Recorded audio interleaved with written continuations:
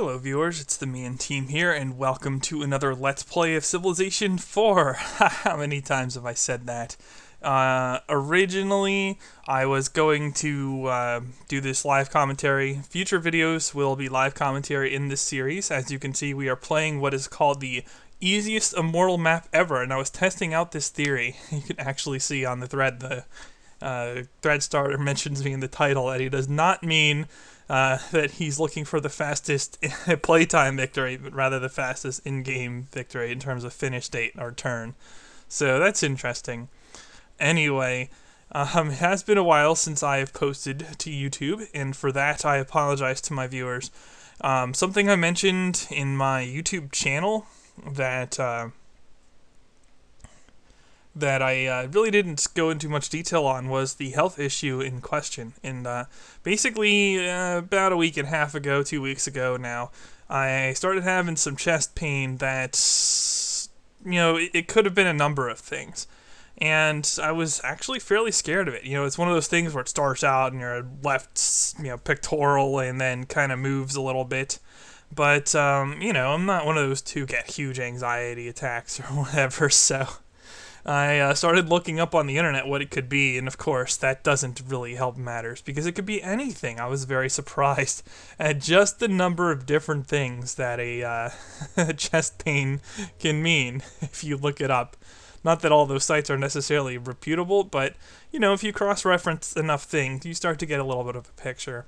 So after, looking at possible symptoms that people look for or whatever, I'm like, okay, dull pain, sometimes it's a burning pain, but, nothing too, it really didn't have any pattern of anything cardiac. Plus, I'm a little young for anything cardiac. I'm only 28, it can happen, but probably not, to be honest. I'm not, like, obscenely overweight or anything, so I wasn't, I wasn't too worried about that. But I did want to know what it was, and so I, checked with my dad, who's a doctor and whatever, so no problems there. It turned out to be reflux, and I had to take some medication for it for, like, a week, like over-the-counter stuff, and I've been alright since then. But that kind of threw me off from commentary a little bit, especially since it was one of those things where it wasn't like it would have stopped me from making videos and uploading them, but it's one of those things where when you're making videos, you really want to be in a state of mind where you're enjoying yourself. Otherwise, it affects the quality of the commentary, in my opinion. At least it does for me. Maybe if I get to the point where I can just make videos like it's my job or something, then I could perform admirably through commentary without being affected by my mood or actual physical pain or any other things. But I'm not quite so elite just yet. But it's nothing major. It's nothing nothing drastic or anything like that. And plus, real life's just been a little bit busy for me, I should say. But enough of that. On to the game and announcements and whatever. Initially, I was going to make this video move at double speed, but after deliberating, I've decided not to do that because I have a lot to cover. In addition to explaining my absence, I'd like to explain somewhat about where I'd like to go with my channel and explain what series I'm doing next, what yada yada, and of course the game itself, which it's always a good thing to at least touch upon in a Let's Play, huh? So on that note, why don't we get started with that, since I'm a little bit behind here. As I mentioned, this is a thread this is a game from a thread started by, let's see here, Seabucks. And it's supposed to be the easiest Immortal map ever, as you can see, hopefully. Hopefully the video works. There's already visible gold nearby the capital. You are about to see me reveal significantly more gold, at least you will some point in this video, precisely when I do not recall. So there's lots of gold, although 4 of it's desert gold. But what makes this an easy map by Immortal standards is something that we'll see as the video goes on. But I agree that it is a pretty darn easy map as far as Immortal games go. And hopefully you guys will enjoy this one. This one was a bit of a treat to play. Not a bad game to ease myself back into Let's Playing after not doing that for a while. So, yes, we were playing Willem of the Dutch. And Willem starting to fishing agriculture with wet corn riverside, really strong. So I just decided to open worker first and pick up animal husbandry for the 2 pigs. It's a fairly obvious move. Also revealing horse then. So the capital is really strong with 4 fairly amazing tiles to work early on. So I started growing onto those tiles while improving the specials. And also the presence of horse will eliminate, at least what I felt at the time, eliminate most of the barbarian troubles. And although it's not ideal with the barbarians on this map, part of the reason that's not ideal is, as you're beginning to see, it's taking a while to meet these AIs, and we have a crap ton of land that we can settle with a good leader for doing it. So yeah, that tends to increase barbarian pressure, but we do get the big fat cross horses for early game chariots, so no biggie there. So after animal husbandry, I just go right for the good old bronze working maneuver, and that allows me to put a second worker in the queue once the city's grown a bit, and start chopping, which is, in my opinion, the fastest opening here. Now, I'm going to mention this in the live commentary, since I've already finished recording this series, towards the end of the game. But, with Big Fat Cross Horse and what I've read in the summaries, a lot of people, from what I've read in their spoilers, have opted to rush in this map. And while there's nothing necessarily wrong about that, normally they chose to rush Korea. And I have a couple beefs with that decision. And hopefully it'll play out that my opinion works out favorably. But first of all, he's protective. He's obviously financial and protective. So rushing protective isn't ideal. You can scout him early and see that most of his early cities are not on hills. I believe he only has 2 hill cities settled by the end of the game that are of any importance. So you could rush him, but what I don't like about rushing him is that it delays setting up land that is really strong. The surrounding land on this map is excellent, and on top of that, you're slowing up the development of that land, and you're going to be giving at least some of it to the computer. Here you're starting to see me dot map a little bit as I continue through the game. But like I'm saying, anytime you rush somebody, you are diverting hammers away from workers, settlers, and the minimum military required for either defense against an AI warmonger rush or defense against barbarians, and just basic garrison stuff that lets you have happiness. So anytime you do that, it's you're diverting away from economic growth. So if you're going to rush somebody, it's either because you have a way of doing it with enormous cost-effective units, something like war chariots or immortals, and a fairly soft target, so that it's actually more effective to rush than just to build settlers.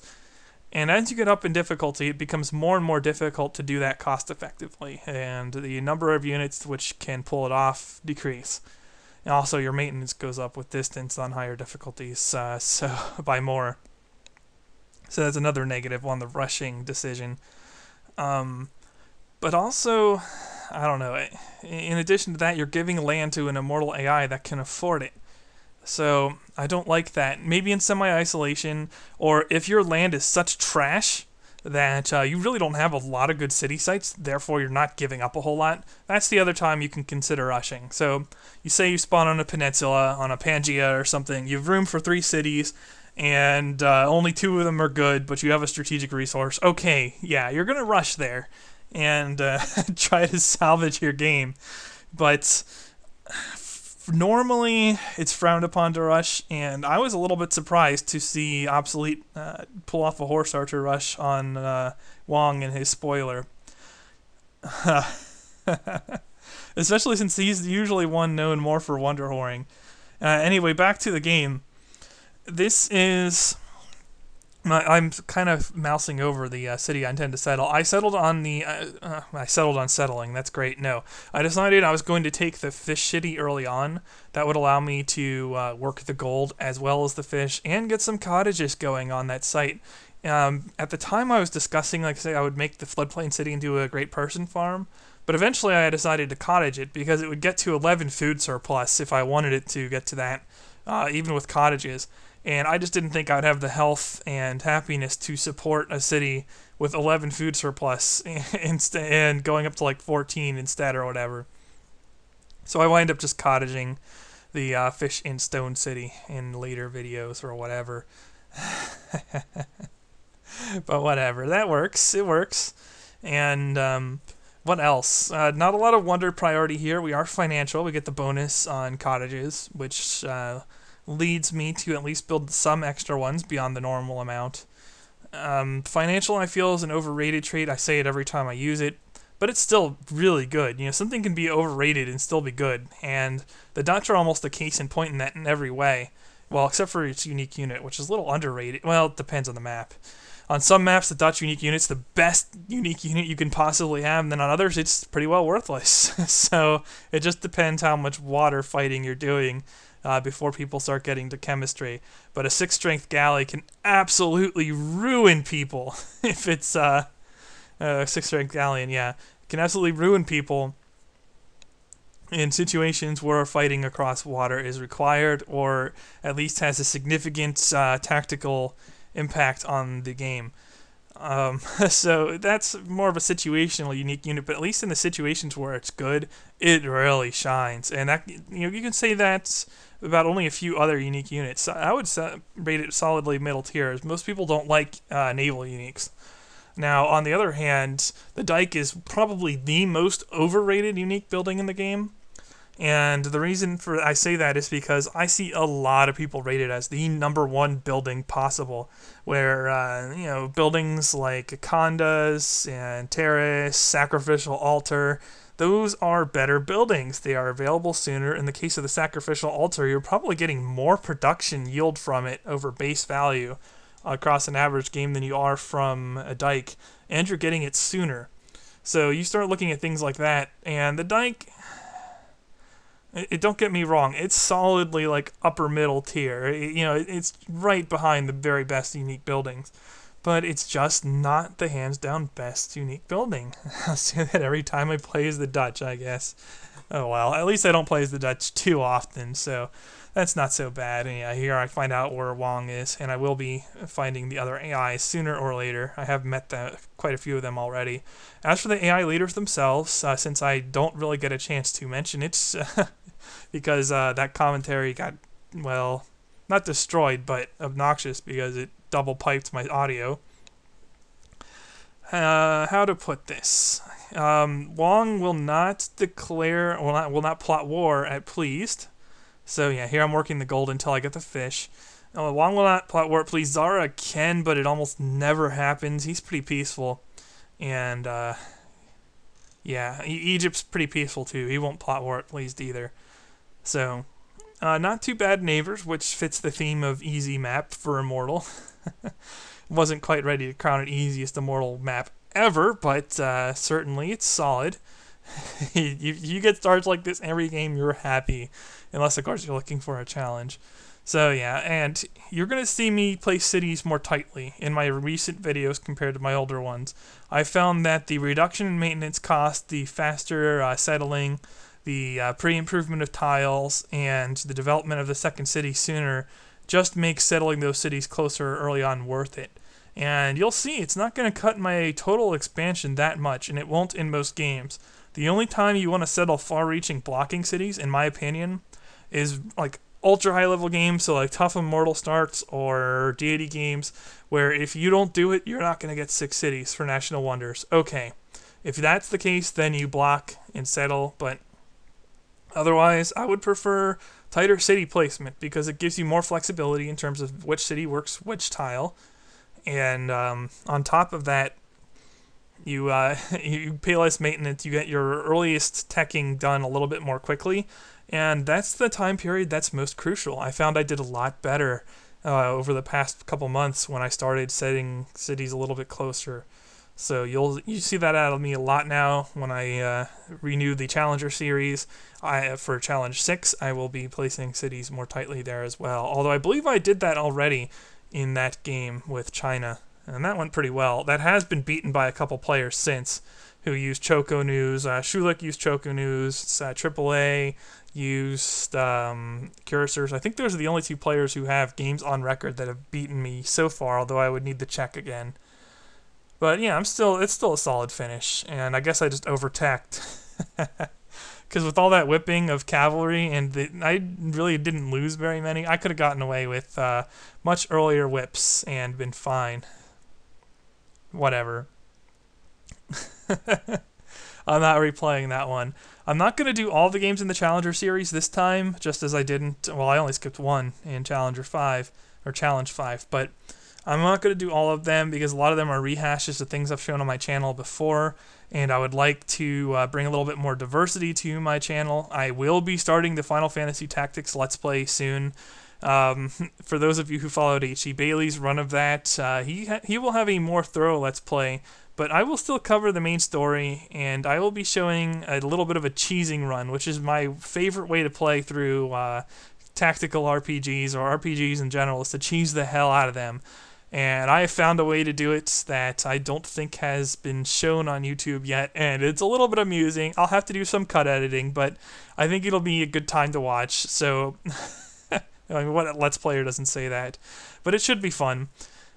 And hopefully you guys get to see just how overpowered Ramza himself can be. Alright, back to the game a little bit here. Priority when you have a lot of land to settle and a lot of good tiles, you can put off slavery. You don't want to stop slavery forever, but you can delay slavery for quite some time because you're going to be building units, workers, settlers off of your best special tiles, which is what you're seeing here. And another thing you'll see here is that I am building a lot more workers than I have in past games. Still not sure if I just want to whip away infrastructure or build extra workers, but I think having more workers than I have in recent videos is beneficial. So you'll see me crank a lot of workers in addition to the settlers from the capital as I expand. And so workers, settlers, military garrison for the cities you're settling, that's the early priority when you're trying to get onto lots and lots of good land available. That's the that's the focal point you want to have when you have a start such as this one. And another thing to note is that we have gold. I've also scouted out in the southeast, and I mentioned it in the original recording of this, but not yet to this point. But there is fur and ivory available as well. And I have incense on a desert tile to the south, which will be revealed eventually, as well as the dyes in view to the north, which leads me to head for early calendar. And calendar is the kind of thing that the AI doesn't like to trade it early because it starts on Mausoleum. And so if you really want calendar early, you kind of have to self-tech it. Kind of awkward. And at that point, I was just evaluating whether I'd have to self-tech math as well. I do believe I settled on doing that and self-teching my way through math and calendar. You'll see in later videos whether that works out or not.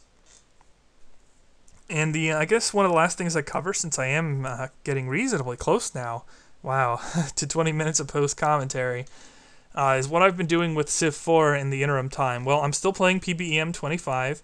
I have picked up PBEM 28 as well. That has started, and I'm in it. Unfortunately, I'm probably going to have to drop Pit Boss 6 over on Realms Beyond, just because it's not really fair to my team. I'm having trouble simply logging into the game, and if I can't play my turns, well, that's not cool. So I've asked for a replacement, and yeah, it sucks, but if I can't play the game, I can't play it. And then, I don't have problems connecting to PBM, I don't have problems connecting to any other direct IP connections, but for whatever reason, Pit Boss is giving me hell, so I'm probably just going to have to take a rain check on that. And yeah, here the barbs are screwing with me a bit, and I'm trying to figure out how I best want to defend against the onslaught, because there is a lot of land in the north, more than I was expecting, and as a result, I am getting swarmed, while I'm also simultaneously trying to settle a block city or two against Korea. But I've also done some games with a couple games with Japan, one of them which is being covered by Absolute Zero on YouTube. I did play in that game. If you're interested, check out Civ Fanatic Strategy and Tips, which I had up at the start of this video. And you can head over to that. I believe it's not the Pangea one, but the other one. I've played in both. And in both, I did the same thing, which is mass drafted rifles. I won both games using that. So I've done that before with Toku on my channel. It's an old game, but it's still an Immortal win where I spammed the hell out of rifles using the draft. It's something I've shown before in terms of using Toku to do it. So I didn't really feel the need to rehash that. Plus, like I said, I just wasn't at 100% in terms of recording yet. So I didn't record those, but if you're interested in my playthrough them, I have posted screenshots and your standard forum summary. But yeah, here I am coming up on the end of the video, so I'm going to go back into live commentary in the next part, and you'll get to hear me bitch about barbs a little bit, among other things, but we'll get through it. We'll get through it together, viewers, together. So, until then, I will be signing off as the Mean Team. Until next time, viewers.